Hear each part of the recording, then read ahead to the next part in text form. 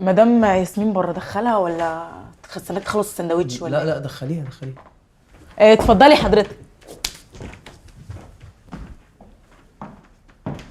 اهلا يا باشمهندس. اهلا وسهلا، ازي حضرتك؟ ازيك؟ ايه الاخبار؟ الحمد لله تمام. ازي حضرتك؟ اهلا بيك. اتفضلي. تشربي ايه؟ مش عايزه حاجه. لا لازم تشربي حاجه. ليمون؟ اوكي ماشي، 2 ليمون يا هدير. 3 هدير. حاضر، هقول للاوفيس بوي. اهلا وسهلا. اهلا منورانا. بحضرتك. ميرسي. وحضرتك اول مره تشتغلي في موضوع الويب سايتس والابلكيشنز ولا عملتي حاجه قبل كده؟ بصراحه هي اول مره، بس انا جه في بالي كده فكره ابلكيشن جديده فقلت اجي اعرضها عليكم. اتفضلي. بص، هو الموضوع بدأ بجروب للبنات بس على الفيسبوك. الاول كنا بننزل صور لاي راجل بنكتشف ان هو خاين عشان مراته تعرف ان هو بيخونها. هو انتوا بقى اللي عاملين الجروب ده؟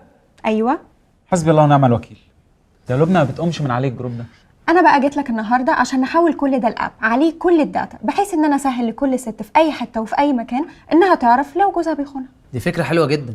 احنا ممكن نخلي الستات تدخل اسم جوزها ونمره تليفونه ونوع عربيته ولونها، فكل واحده تدخل البيانات يطلع لها الرجاله اللي بالمواصفات دي. ليه واحنا مباحث؟ وبعدين حضرتك ايه الحماس اللي انت فيه ده؟ وحضرتك جوزك بيخونك يعني فعايزه تخربي على مصر كلها؟ لا انا اصلا مش متجوزه. معقوله؟